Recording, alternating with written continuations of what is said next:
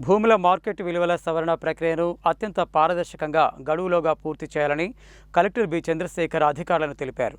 భూ పరిపాలన ప్రధాన కమిషనర్ డిఎస్ లోకేష్ కుమార్ అన్ని జిల్లాల కలెక్టర్లు, అదనపు కలెక్టర్లు, రెవెన్యూలతో ఉన్నత స్థాయి వీడియో కాన్ఫరెన్స్ సమావేశాన్ని నిర్వహించారు.